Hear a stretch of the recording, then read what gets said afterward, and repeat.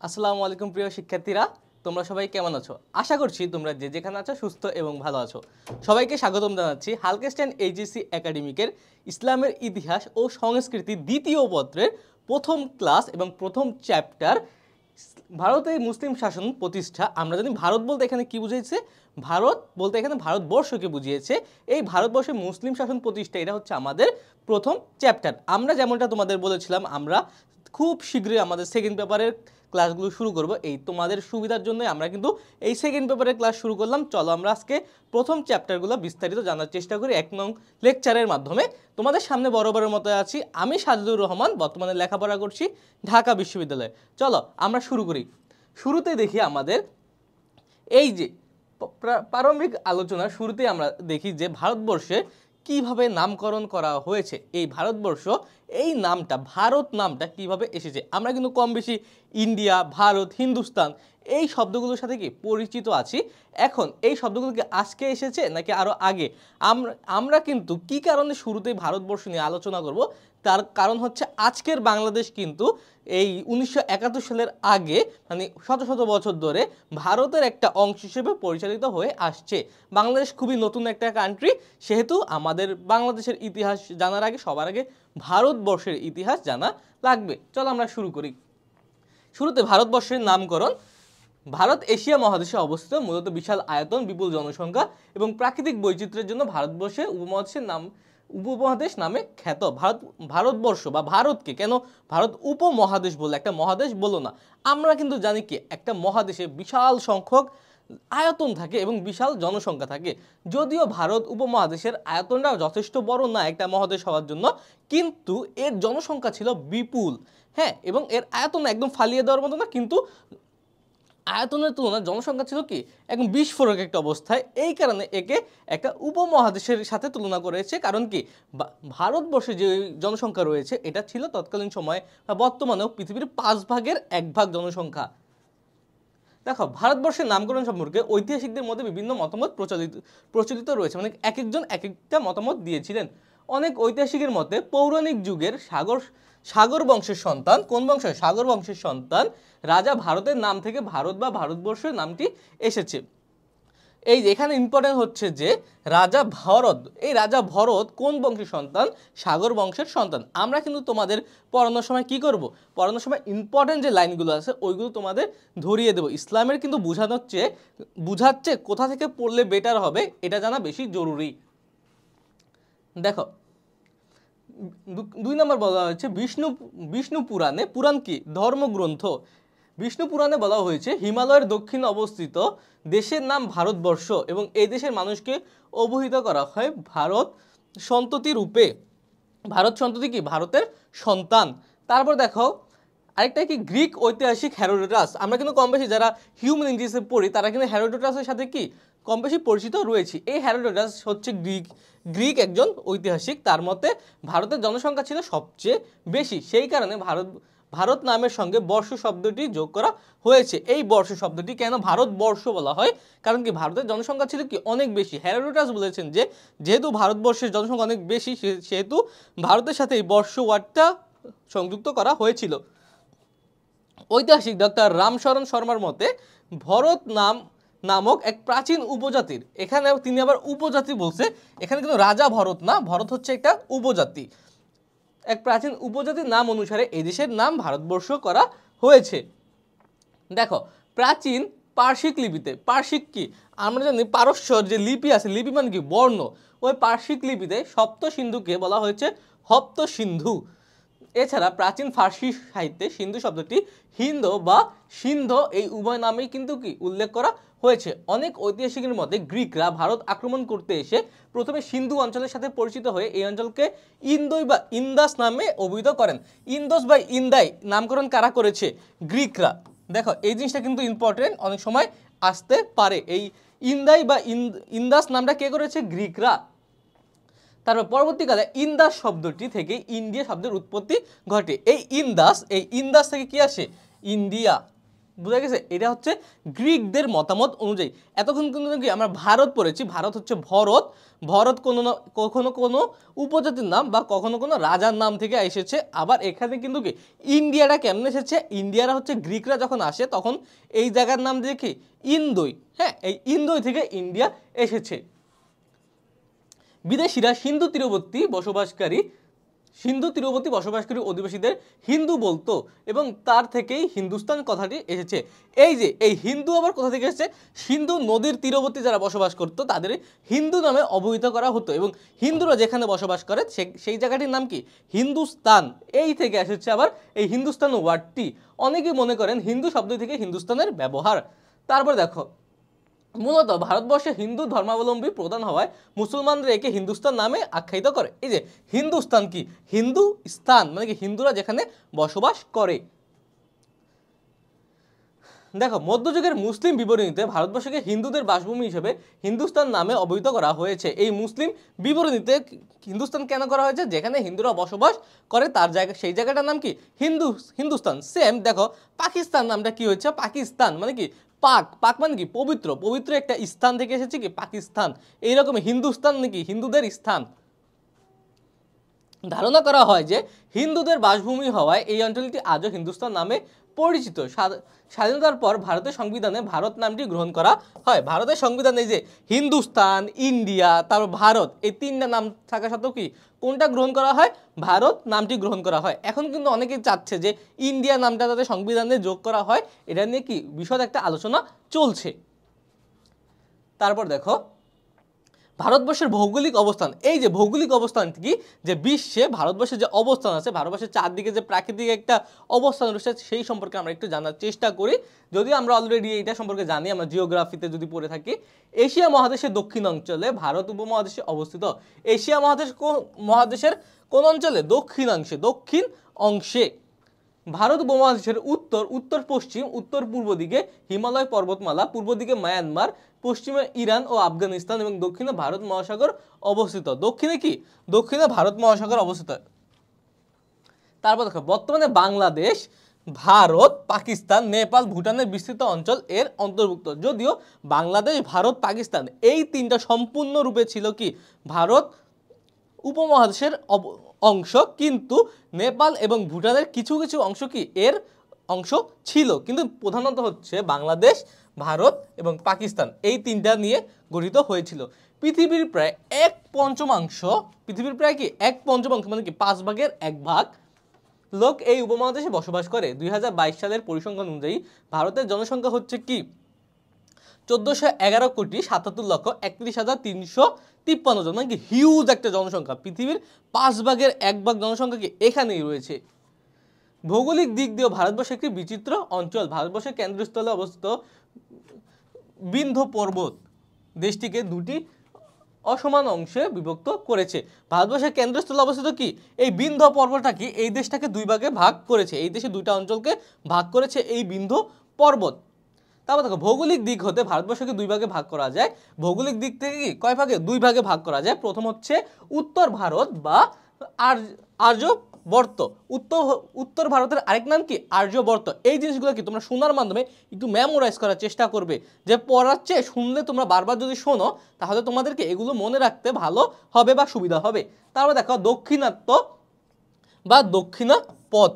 উত্তর ভারতে বহুবার বৈদেশিক আক্রমণ হয়েছে এবং এই অঞ্চলে শতাব্দীর পর শতাব্দী ধরে বহু রাজ্যের উত্থান পতন হয়েছে। দেখো উত্তর ভারতে কি যে বহু শতাব্দীতে এক একটা রাজ্য শাসন করেছে। এখানে রাজ্য আক্রমণ করা এবং দখল নেওয়া তুলনামূলক সহজ। কিন্তু এখানে দেখো বিন্ধ্য পর্বতের দক্ষিণ অঞ্চলে মানে দক্ষিণ ভারতে দ্রাবিড় জাতি বসবাস ছিল। দ্রাবিড় জাতি কোথায় বসবাস করত, দক্ষিণ অঞ্চলে।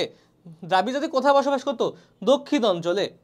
তারপর ধর্ম, কৃষ্টি, ভাষা ও রাজনীতির দিক হতে উত্তর ভারত ও দক্ষিণ ভারতের অধিবাসীদের মধ্যে যথেষ্ট পার্থক্য ছিল। এই যে দ্রাবিড়রা থাকতো একদিকে, আরেকদিকে থাকতো কি বিভিন্ন জাতি। এই দুটার মধ্যে কি আকাশ পাতাল তফাৎ ছিল। রাশিয়াকে বাদ দিয়ে গোটা ইউরোপের আয়তন সমান ভারতবর্ষের আয়তন।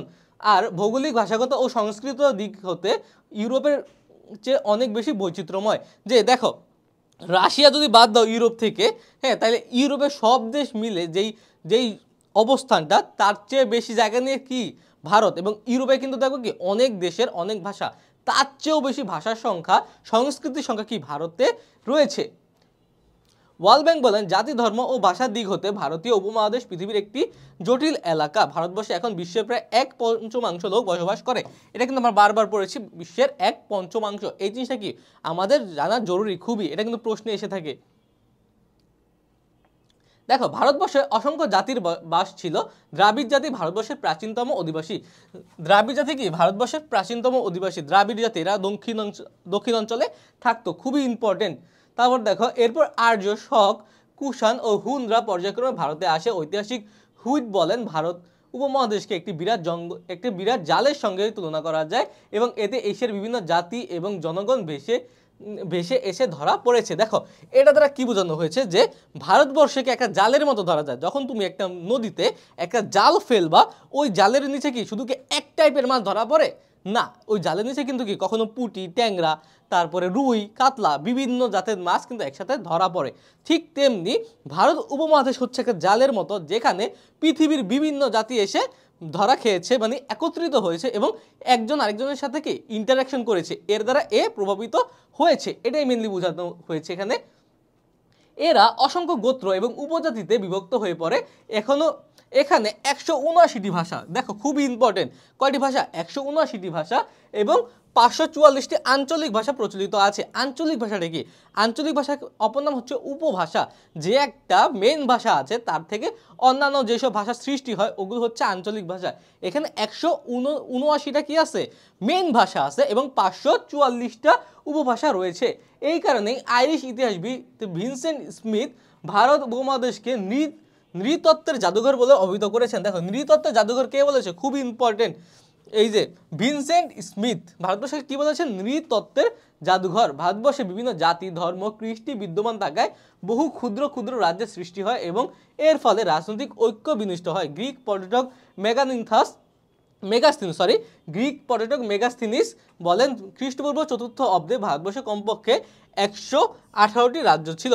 কতটি? 118টি। কারণ কি আগে কিন্তু এমন একটা দেশের যেই কথাটা বা দেশ একদম কেন্দ্র থেকে একটা দেশ, বিশাল বড় দেশ পরিচালিত হবে, এটা কিন্তু ছিল না। আগে একটা বড় একটা দেশ ক্ষুদ্র ক্ষুদ্র ক্ষুদ্র ক্ষুদ্র কি উপরাজ্যে বা রাজ্যে বিভক্ত ছিল। এই এক একটা রাজ্যের এক একটা রাজা ছিল এবং এই মেগাস্থিনিসের মতে যে আগে 118টি রাজ্য ছিল। যে ভারতটা যখন এখন একত্রিত, কিন্তু তখন কি ছিল? 118টি রাজ্য ছিল। দেখো কাল বিভাজন অনুযায়ী ভারতবর্ষের ইতিহাসকে 3টি পর্যায়ে ভাগ করা যায়। ইতিহাসকে কি কয়টি পর্যায়ে ভাগ করা যায়? 3টি পর্যায়ে ভাগ করা যায়। একটা হচ্ছে প্রাচীন যুগ। প্রাচীন যুগটা কি? মুসলিম বিজয়ের পূর্বে হিন্দু এবং বৌদ্ধ শাসনামলে ভারতের ইতিহাসে প্রাচীন যুগ বলা হয়। দেখো মুসলিমরা কি একটা সার্টেন টাইম এসেছে, তার পূর্বে, হ্যাঁ মুসলিমরা এসেছে কত সালে? 1712 থেকে 13 খ্রিস্টাব্দের দিকে। কিন্তু তার পূর্বে যে সময়টা আছে ওই সময়টা হচ্ছে কি মেনলি প্রাচীন যুগ। সেখানে বৌদ্ধ, জৈন এবং হিন্দুরা এই 3টা জাতি কি মেনলি ভারত ডমিনেট করতো। তারপর আছে মধ্যযুগ। দেখো মধ্যযুগটা কি? ভারতবর্ষে মুসলিম অভিযান থেকে শুরু করে মুঘল আমল শেষ পর্যন্ত সময়কে মধ্যযুগ বলা হয়। মানে কি পুরো মুসলিম আমলকে বলা হয় কি মধ্যযুগ। ভারতবর্ষে মুসলিমদের আগের আমলকে বলা হয় প্রাচীন যুগ, মুসলিম আমলকে বলা হয় মধ্যযুগ এবং 3 নম্বর হচ্ছে আধুনিক যুগ। আধুনিক যুগ কি? 1757 সালে 23 জুন পলাশির যুদ্ধে নবাব সিরাজউদ্দৌলার পতনের পর ব্রিটিশ আধিপত্য প্রতিষ্ঠার মধ্যে দিয়ে আধুনিক যুগ শুরু হয়। মানে কি 1757 সালের পরের যে সময়টা স্টিল নাও, এই সময়টাকে বলা হয় কি ভারতবর্ষের আধুনিক যুগ। এই 3টা যুগ কি এমসিকিউর জন্য কি খুবই খুবই ইম্পর্টেন্ট। প্রথম যুগ, মধ্যযুগ, প্রাচীন যুগ, মধ্যযুগ এবং আধুনিক যুগ, এটা কিন্তু এমসিকিউতে আসে। দেখো ভারতীয় উপমহাদেশের প্রধান প্রাকৃতিক বৈশিষ্ট্য। দেখো সাধারণভাবে হিমালয় থেকে দক্ষিণ বিন্ধ্য পর্বত পর্যন্ত অংশকে আর্যাবর্ত বা উত্তরাপথ এবং বিন্ধ্য পর্বত থেকে কন্যাকুমারী পর্যন্ত অংশকে দক্ষিণাত্য বা দক্ষিণাপথ বলা হয়। ভূ প্রাকৃতিক বৈশিষ্ট্য অনুযায়ী মোট 5টি অঞ্চলে ভাগ করা হয়েছে। এই 5টা অঞ্চল কি তোমাদের সবগুলো পড়তে হবে না, জাস্ট তোমরা একটু মাথায় রাখবে মেমোরাইজ করার জন্য, যাতে তোমরা কি করতে পারো, এটা সম্পর্কে জানতে পারো বা এটা সম্পর্কে তোমাদের ধারণা যে থাকে। ক নম্বর হচ্ছে উত্তর হিমালয় এবং তৎসংলগ্ন পার্বত্য অঞ্চল, মানে কি হিমালয় সংলগ্ন, উত্তর দিকে হিমালয় সংলগ্ন পার্বত্য অঞ্চল নিয়ে। দেখো হিমালয় পর্বত উত্তর ভারত থেকে তিব্বত ও চীনকে বিচ্ছিন্ন করেছে। মানে কি বর্ডার হিসেবে কাজ করেছে কি হিমালয় পর্বত, যা চীন এবং তিব্বতকে ভারত থেকে আলাদা করেছে। কাশ্মীর, সিকিম ও ভুটান এই অঞ্চলের মধ্যে পড়ে। পুরাণে এই অঞ্চলকে পর্বতাশ্রয়ী বলে উল্লেখ করেছেন। দেখো এই জিনিসটা কিন্তু ইম্পর্টেন্ট, যে কোন অঞ্চলকে, উত্তরে হিমালয় এবং তৎসংলগ্ন পর্বত অঞ্চলকে কি বলা হয়েছে, পর্বতাশ্রয়ী। তারপর 2 নম্বরে দেখো সিন্ধু গঙ্গা ব্রহ্মপুত্র বিধৌত সমভূমি অঞ্চল, এটা হচ্ছে সমভূমি অঞ্চল, যে সিন্ধু গঙ্গা এবং ব্রহ্মপুত্র নিকটবর্তী। এখানে একটা ইম্পর্টেন্ট এমসিকিউ আছে, দেখো হিমালয় থেকে উৎপন্ন সিন্ধু নদ, গঙ্গা নদী এবং ব্রহ্মপুত্র এই 3টি নদীর অববাহিকার বিস্তীর্ণ সমভূমি অঞ্চল ভারতের সর্বাপেক্ষা সমৃদ্ধশালী উর্বর অঞ্চল।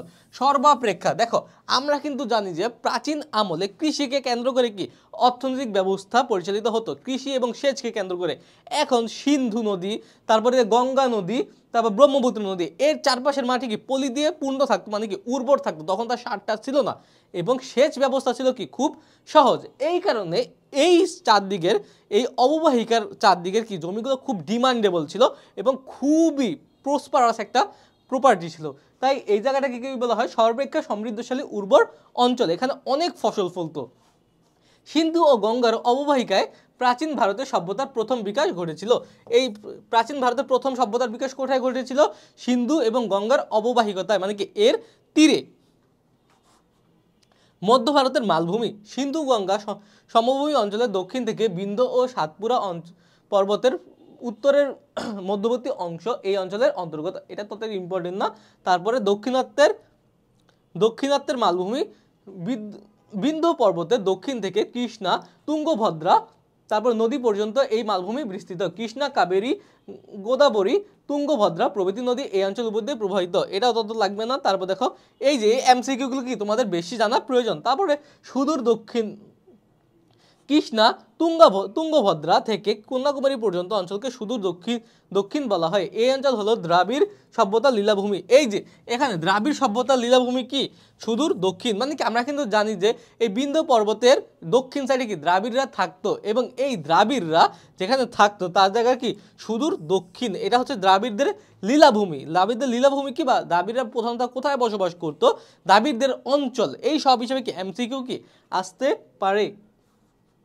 তারপর দেখা, এখন আমরা যেহেতু শাসনামল নিয়ে আলোচনা করব, প্রথম হচ্ছে মোহাম্মদ বিন কাসিমের সিন্ধু ও মুলতান বিজয় কারণ, ঘটনা ও ফলাফল। তার আগে আমরা বলি, আমরা যদি এর আগে ইসলামের ইতিহাস ও সংস্কৃতি প্রথম পত্র পড়ি, তখন কিন্তু কি আমরা উমাইয়া শাসনে খুব ছোট্টভাবে কিন্তু কি এই যে মোহাম্মদ বিন কাসিম কিভাবে দখল করলো, প্রথম ভারতবর্ষে আসলো, এই ব্যাপারে কিন্তু কি জানতে পেরেছি। এখন আমরা বিস্তারিত জানবো। চলো আমরা শুরু করি। দেখো মোহাম্মদ বিন কাসিম ছিলেন একজন উমাইয়া সেনাপতি। কি উমাইয়া সেনাপতি। তারপর তিনি সৌদি আরবের তাইফে সাকিব গোত্রের সদস্য ছিলেন। তার পিতা কাসিম বিন ইউসুফ তার বাল্যকালে মৃত্যুবরণ করেন। কাসিম বিন ইউসুফ। তার চাচা উমাইয়া গভর্নর হাজ্জাজ বিন ইউসুফ তাকে যুদ্ধ বিদ্যা ও সরকার পরিচালনার শিক্ষা দেন। দেখো আমরা কিন্তু অলরেডি জানি যে হাজ্জাজ বিন ইউসুফকে তিনি খুবই পাওয়ারফুল একজন গভর্নর ছিলেন। তার ভাতিজা হচ্ছে এই মোহাম্মদ বিন কাসিম। হাজ্জাজ বিন ইউসুফ তার নিজ কন্যাকে ভাতিজা মোহাম্মদ বিন কাসিমের সাথে বিবাহ দেন এবং তার সাথে কি হাজ্জাজ বিন ইউসুফের জামাতাও তিনি। মূলত হাজ্জাজ বিন ইউসুফের প্রত্যক্ষ নির্দেশনায় ও পৃষ্ঠপোষকতায় মোহাম্মদ বিন কাসিম সিন্ধুতে সামরিক অভিযান পরিচালনা করেন। তার সিন্ধু জয়ের কারণে মুসলিমদের পক্ষে ভারতীয় উপমহাদেশে বিজয়ের পথ প্রশস্ত হয়। দেখো এখানে আমাদের ইম্পর্টেন্ট একটা টপিক হচ্ছে যে ভারতীয় উপমহাদেশে কোন নেতা প্রথম বিজয় অর্জন করেছিলেন বা প্রথম শাসনে গোড়াপত্তন করেছিলেন, মোহাম্মদ বিন কাসিম। মোহাম্মদ বিন কাসিম খুব ইম্পর্টেন্ট, এটা বারবার বলি। দেখো এখানে একটা প্রাচীন ভারতের একটা ম্যাপ দেওয়া হয়েছে, তোমরা দেখে নিতে পারো। তারপরে দেখো তখন মুসলিম বিজয়ের প্রাক্কালে অর্থ কি, প্রাক্কালে অর্থ পূর্বে, মুসলিম বিজয়ের পূর্বে উত্তর পশ্চিম ভারতবর্ষের আর্থসামাজিক অবস্থা। এই আর্থসামাজিক অবস্থা নিয়ে আগে কথা বলি। রাজনৈতিক অবস্থা, তখন রাজনৈতিক অবস্থা কেমন ছিল। ভারতে মুসলিম শাসন প্রতিষ্ঠার পূর্বে সেখানে রাজনৈতিক ঐক্য ছিল না। ছোট ছোট রাজবংশের অধীনে ক্ষুদ্র ক্ষুদ্র এলাকা শাসিত হতো। মানে কি তখন কিন্তু আমরা আগেই বলেছি যে ক্ষুদ্র ক্ষুদ্র এক একটা অংশ ছিল, বড় একটা অংশ বিভিন্ন ভাগে বিভক্ত ছিল এবং জমিদার, তারপর রাজা, তারা এইসব জায়গা পরিচালনা করতো। কাশ্মীর, কনৌজ, মালব, গুজরাট, সিন্ধু ছিল উল্লেখযোগ্য এলাকা। ভারতবর্ষের এসব ক্ষুদ্র ক্ষুদ্র রাজ্যগুলো একে অন্যের উপর প্রাধান্য প্রতিষ্ঠা এবং শক্তি বৃদ্ধির জন্য পরস্পরের বিরুদ্ধে শত যুগ্ম বিগ্রহ লিপ্ত থাকতো। মানে কি ডোমিনেট করার জন্য একটা, মানে কে থেকে কে বেশি শক্তিশালী, এই রাজ্য দখল নেওয়া, ওই রাজ্য দখল নেওয়া, যুদ্ধ বিগ্রহ, মানে কি নিজেদের একটা ছোট্ট অঞ্চলের মধ্যে অনেক কি ছিল, অনেক যুদ্ধ বিগ্রহ লেগে থাকতো। ভারতীয় ঐতিহাসিক ও গবেষক ভিডি মহাজন বলেন, রাজনৈতিক ক্ষেত্রে দেশে কোনো সার্বভৌম কর্তৃত্ব ছিল না। ভারতবর্ষ ছিল রাষ্ট্রগ্রন্থি, যার প্রতিটি রাষ্ট্র স্বাধীন এবং সার্বভৌম ছিল। মানে কি রাষ্ট্রগ্রন্থি দ্বারা কি বোঝানো হয়েছে, যে ভারতবর্ষ খুবই ছোট্ট একটা জায়গার মধ্যে ছিল। এই সাপোজ ভারতবর্ষ এটা ছিল, কিন্তু এটার মধ্যে অনেকগুলো রাজ্য থাকতো, এমন শত শত। আমরা কিন্তু দেখেছি 118টা রাজ্য পর্যন্ত কি একটা ছোট্ট একটা জায়গার মধ্যে ছিল, এবং প্রত্যেকটা রাজ্য ছিল কি এখনকার দেশের মতো সার্বভৌম। তাদের রাজা ছিল, তারপর শাসন ব্যবস্থা ছিল নিজস্ব, যে যার মতো কি ডোমিনেট করার চেষ্টা করতো। তারপর দেখো, মূলত 647 খ্রিস্টাব্দে রাজা হর্ষবর্ধন মৃত্যুবরণ করলে সমগ্র ভারতবর্ষের ঐক্য, সংহতি এবং রাজনৈতিক স্থিতিশীলতা ধূলিসাৎ হয়ে যায়। এই রাজা হর্ষবর্ধন, এই হর্ষবর্ধনের কারণ কি, যাও একটু ছিল, তাও একটু ইউনিটিটা ভেঙে যায় একদম তার মৃত্যুবরণ করার পরে। যাও একটু মিল ছিল নিজেদের মধ্যে, কিন্তু হর্ষবর্ধন মারা যাওয়ার পরে নিজেদের মধ্যে একটা তুমুল একটা গ্যাঞ্জাম শুরু হয়ে যায়। এবং এই গ্যাঞ্জামের সুবিধাটা কিন্তু কি মুসলিম যে মোহাম্মদ বিন কাসিম আছে উনি কিন্তু পেয়েছিলেন। এই বিষয়ে ঐতিহাসিক ভিনসেন্ট স্মিথ বলেন, ভারতবর্ষের ইতিহাসে আংশিক ঐক্য হর্ষের সঙ্গেই বিলুপ্ত হয়ে এবং একটি দ্বাদশ শতাব্দীর শেষভাগের পূর্ব বহুলাংশে পুনঃপ্রতিষ্ঠিত হয়নি, যখন মোহাম্মদ ঘুরির বিজয়ের প্রায় সমস্ত গুরুত্বপূর্ণ প্রদেশগুলো দিল্লি সুলতানদের কর্তৃত্বাধীনে আসে। দেখো এটা না, মোহাম্মদ ঘুরি সম্পর্কে আমরা পরবর্তী লেকচারে বিস্তারিত জানতে পারবো। ব্রাহ্মণ চাচের পুত্র রাজা দাহির, চাচের পুত্র কি ব্রাহ্মণ হচ্ছে একটা শ্রেণী, এই শ্রেণী সম্পর্কে আমরা জানতে পারবো। এই শ্রেণীর চাচের পুত্র রাজা দাহির মোহাম্মদ বিন কাসিমের সামরিক অভিযানের সময় সিন্ধুর শাসনকর্তা ছিলেন। দেবল, নিরুন, সিওয়ান, সিসাম, ব্রাহ্মণাবাদ ও আলোর ছিলেন তার সাম্রাজ্যভুক্ত এলাকা। এই আলোর ছিল তার রাজধানী। এই আলোর ছিল কি তার রাজধানী। রাজা দাহির জনপ্রিয় শাসক ছিলেন না, তার মধ্যে কোনো জনপ্রিয়তা ছিল না, তার শাসন ব্যবস্থা ছিল খুবই খারাপ। দেখো সামাজিক অবস্থা, তখনকার সামাজিক অবস্থা কি ছিল, মোহাম্মদ বিন কাসিম ও সুলতান মাহমুদের ভারত আক্রমণের সময় ভারতের সামাজিক অবস্থা শোচনীয় ছিল, এবং এখানে জাতিভেদ ও বর্ণভেদ প্রথা ছিল প্রকট। মানে কি জাতিভেদ এবং বর্ণভেদ, মানে কি রেসিজম খুব বেশি ছিল এখানে। জাতি ধর্ম এর মধ্যে একটা কি বিভেদ ছিল, একটা ধর্মের মধ্যে বিভিন্ন শাখা প্রশাখা ছিল। আমরা এখনই জানতে পারবো ব্রাহ্মণ, ক্ষত্রিয়, বৈশ্য এবং শূদ্র, এই 4টি শ্রেণীতে হিন্দু সমাজ বিভক্ত ছিল। এই হিন্দু সমাজ কি 4টি শ্রেণীতে তখন ছিল, এখন কিন্তু 3টি শ্রেণীতে আছে, তখন ছিল 4টি। এই 4টির মধ্যে এক শ্রেণীর সাথে অন্য শ্রেণীর ছেলেমেয়েরা বিয়ে শাদী, সামাজিক লেনদেন কল্পনাই করা যেত না। মানে কি এমনও ছিল যে ব্রাহ্মণরা ছিল সবচেয়ে উঁচু জাতি, তারা এমন করতো যে তাদের রাস্তা দিয়ে যদি অন্য বা নিচু জাতের কেউ হেঁটে যেত, তারা ওই রাস্তা গোবর জল দিয়ে আবার ধুইতো, গঙ্গা জল দিয়ে এবং গোবর দিয়ে ওই রাস্তা ধুয়ে ফেলতো। এবং যেই শ্রেণীকক্ষে কি কারা পড়তো না, যারা নিচু শ্রেণীর ছাত্রদের সাথে উঁচু শ্রেণীর ছাত্রছাত্রীরা লেখাপড়া করতো না। মানে কি রেসিজমটা খুব বেশি ছিল তখন। সামাজিক বিভেদ জাতীয় চেতনা গঠনের অন্তরায় ছিল। সামাজিক বিভেদ, যে জাতীয় চেতনা আছে যে সবাই একত্রিত থাকলে আমাদের কেউ ক্ষতি করতে পারবে না, আমাদের রাষ্ট্রের উন্নতি হবে, এটা তারা ভাবতো না। সকল সুযোগ সুবিধা ব্রাহ্মণরা ভোগ করতো, যেহেতু ব্রাহ্মণরা কি একদম উচ্চ শ্রেণীর, তারাই সকল সুযোগ সুবিধা ভোগ করতো। এবং রাজা দাহির নিজেও কিন্তু কি একজন ব্রাহ্মণ শ্রেণীর সদস্য ছিল। আল বিরুনি তার প্রখ্যাত কিতাব আল হিন্দ কে লিখেছেন? আল বিরুনি। এটা কিন্তু তোমাদের অ্যাডমিশনের জন্য ইম্পর্টেন্ট, আমি বলে দিলাম। গ্রন্থে হিন্দুদের জাতিভেদ উদ্বুদ্ধ সংকীর্ণ মনোভাবের কঠোর সমালোচনা করেন। বর্ণভেদজনিত কারণে ব্রাহ্মণরা সাধারণত ধর্মকর্ম ও আচার আচরণে ব্যস্ত থাকতো। মানে কি ব্রাহ্মণরা কিন্তু কি পূজা বলো, তারপর বিয়ে শাদী বলো, এই সবে কিন্তু কি ব্রাহ্মণরাই পরিচালনা করতো। ব্রাহ্মণদের অবস্থান ছিল অনেক উপরে। তারপরে ক্ষত্রিয়রা যুদ্ধ বিগ্রহ, তারপর ব্রাহ্মণদের নিচের ক্লাস হচ্ছে ক্ষত্রিয়, তারা কি করতো? যুদ্ধ বিগ্রহ করতো, তারা যুদ্ধের জন্য নিজেদের প্রস্তুত করতো। যে যোদ্ধা শ্রেণী ছিল তারা ছিল ক্ষত্রিয়। তারপর বৈশ্যরা হচ্ছে কি ব্যবসা বাণিজ্য, এবং শূদ্ররা কৃষি এবং সাধারণ বৃত্তি, মানে শূদ্ররা একদম নিচের শ্রেণী, তারা কৃষি কাজ করতো এবং বৈশ্যরা ব্যবসা বাণিজ্য করতো। এগুলো কিন্তু এমসিকিউর জন্য খুব ইম্পর্টেন্ট।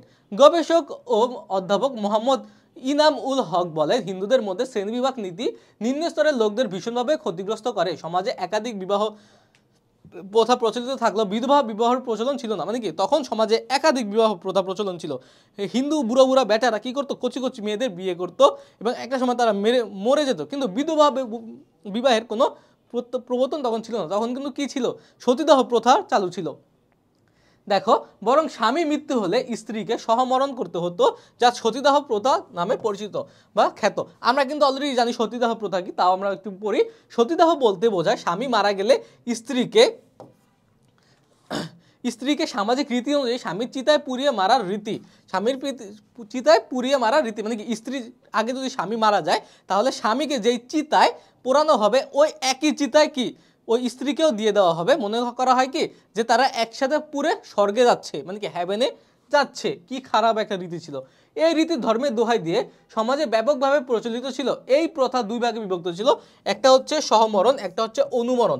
সহমরণ কি, সহমরণ হলো স্বামী দেশে মারা গেলে একই চিতায় স্ত্রীকে পুড়িয়ে মারা, আর অনুমরণ হলো স্বামী বিদেশে বা দূরবর্তী স্থানে মারা গেলে চিতা সাজিয়ে স্ত্রীকে জীবন্ত পুড়িয়ে মারা। এই সহমরণ আর অনুমরণের মধ্যে যে পার্থক্য রয়েছে সেটা হচ্ছে, সাপোজ যদি স্বামী স্ত্রী একসাথে থাকে এবং স্ত্রীর সামনেই স্বামী মারা যায়, তারা কম ভৌগোলিক দূরত্বে থাকে, তখন স্বামী আর স্ত্রীকে একই চিতায়, স্বামী তো মারা গেছে কিন্তু স্ত্রী হচ্ছে জীবন্ত, একই চিতায় পুড়িয়ে দেয়। আর অনুমরণ কি, সাপোজ যে স্বামী স্ত্রী থেকে অনেক দূরে আছে, তখন কি যুদ্ধ বিগ্রহ বা অন্য কোনো কারণে যদি দূরে থাকতো স্বামী কোনো কারণে, তখন স্বামী তো অনেক দূরে মারা গেছে, তখন তার যাতায়াত ব্যবস্থা তো ভালো ছিল না, স্বামীকে ওখানে পোড়ায় ফেলছে, কিন্তু স্ত্রী যেহেতু এইখানে আছে, স্ত্রীর নতুন চিতা সাজায় স্ত্রীর পুড়িয়ে ফেলা হতো, জীবনটা একটা মানুষ পুড়িয়ে ফেলা হতো। এটা হচ্ছে অনুমরণ, খুব নিকৃষ্ট একটা প্রথা। সমাজে অস্পৃশ্যতাও বজায় ছিল, সমগ্র দেশেই মূর্তি পূজার প্রচলন ছিল। মৌর্য যুগে ভারতবর্ষের দাস প্রথা সামাজিক অনুশাসন পরিণত হয়। তারপর নারীদের হাট বাজারে ক্রয় বিক্রয় করা হতো এবং তাদেরকে প্রাসাদে দাসদাসী রূপে নিয়োগ করা হতো। তবে মৌর্য যুগে ভারতীয় সমাজে নারীদের মর্যাদা ছিল। কোন যুগে সমাজে নারীদের মর্যাদা ছিল? মৌর্য যুগে। তারপর দেখো, তারা সাহিত্য এবং দর্শনে কৃতিত্বের অধিকারী ছিল। হিন্দু ধর্ম ও সমাজের উপর মন্তব্য প্রসঙ্গে ডক্টর ঈশ্বরী প্রসাদ বলেন, ধর্ম কুসংস্কারে ভারাক্রান্ত ছিল এবং সমাজে একটি কঠোর বর্ণ নীতির আওতায় আবদ্ধ ছিল, যা বিভিন্ন দলের মধ্যে ঐক্য স্থাপনকে অসম্ভব করে তুলেছিল। এই যে দেখো, তখন কি ছিল, যে তখন কি যে গোড়া হিন্দুত্ববাদ, ওই গোড়া হিন্দুত্ববাদ কি তখন প্রচলিত ছিল। তখন এক শ্রেণীর লোক আরেক শ্রেণীর সাথে চলাফেরা করতো না, বিয়ে সাথে নিষিদ্ধ ছিল। যদিও এখনও হিন্দুদের মধ্যে কিছু কিছু জায়গায় এটা রয়েছে, কিন্তু এখন খুবই কম। আগে সহমরণ অনুমরণের মতো এত নিকৃষ্ট প্রথা চালু ছিল, যা খুবই ধিক্কারজনক একটা ব্যাপার ছিল। তখন দেখো অর্থনৈতিক অবস্থা, তখন অর্থনৈতিক কি, কৃষি প্রধান দেশ হিসেবে ভারতবর্ষ ছিল অঢেল প্রাকৃতিক সম্পদ এবং ঐশ্বর্যের অধিকারী। কারণ কি, আমরা কিন্তু অলরেডি জানি যে ভারতবর্ষের যে জমিগুলো আছে পুরো উর্বর, এখানে না আছে অতিরিক্ত গরম, না আছে শীত, না আছে ইউরোপ আমেরিকার মতো বরফ পড়া অত বালাই, খুব কম সংখ্যক জায়গায় কি বরফ পড়ে। এখানে তো তুমি একটা আমের আটিকে ফেলে দাও, দেখবে কি একটা গাছ হয়ে গেছে, কিন্তু আমেরিকা ইউরোপে একটা আমের আটি থেকে একটা গাছ করতে 2-3 মাস সময় লাগে, তাও গ্রিন হাউসে করে। কিন্তু আমরা আম খাওয়ার পর ফেলে দিলে ওটা থেকে গাছ হয়ে যায়। শুধু আম না, যে কোনো ফলের ক্ষেত্রে এটা প্রযোজ্য। বাংলা ও গুজরাট বস্ত্র উৎপাদন ও রপ্তানির জন্য বিখ্যাত ছিল। বাংলা এবং গুজরাট। প্রাচীন অর্থশাস্ত্রবিদ কৌটিল্যের বিবরণ অনুযায়ী রাষ্ট্রীয় মুখ্য উদ্দেশ্য ছিল 3টি। কি কি? রাষ্ট্রের 3টা উদ্দেশ্য ছিল কৌটিল্যের অনুযায়ী। কৌটিল্য হচ্ছে একজন অর্থনীতিবিদ, তার সম্পর্কে আমরা একটু পরে আরেকটু জানতে পারবো কার অর্থনীতিবিদ তিনি ছিলেন। ভূমি রাজস্ব, সামন্ত প্রভু ও জনগণের কাছ থেকে প্রাপ্ত কর এবং আবগারি বা বাণিজ্য শুল্ক। কৃষককে তার উৎপাদিত ফসলের 1/6 মানে কি 6/1 1/6 রাষ্ট্রকে কর হিসেবে দিতে হতো। মৌর্য এবং গুপ্ত যুগে ভারতবর্ষের অর্থনৈতিক অবস্থা ছিল খুবই সন্তোষজনক, আর এই কারণেই এই আমলে সংস্কৃতি ও সভ্যতার চরম বিকাশ ঘটে। ব্যবসার বাণিজ্যে ব্যাপক উৎকর্ষ সাধিত হয়, বিভিন্ন পণ্য আমদানি রপ্তানি হতে থাকে। এই যুগেই বঙ্গদেশের তাম্রলিপিতে এক প্রসিদ্ধ বাণিজ্য কেন্দ্র গড়ে ওঠে। এখান থেকে বঙ্গদেশের বণিকরা বড় বড় জাহাজে সিংহল, মালয়, জবদ্বীপ প্রভৃতি অঞ্চলে বাণিজ্যের উদ্দেশ্যে যাতায়াত করত। দেখো মেন কথা কি, ওই সময় কি কৃষি প্রধান রাজ্য যেহেতু দেশ ছিল এবং কৃষির দিক দিয়ে ভারতবর্ষ ছিল কি খুবই উন্নত, এই কারণে ভারতের সমৃদ্ধি ছিল কি প্রবল ওই সময়। দেখো সাংস্কৃতিক অবস্থা, ভারতবর্ষে মুসলমানদের আগমনের পূর্বে ভারতীয়গণ শিক্ষা দীক্ষা, জ্ঞান বিজ্ঞান ও কৃষ্টি সভ্যতা যথেষ্ট উৎকর্ষ সাধন করেছিল।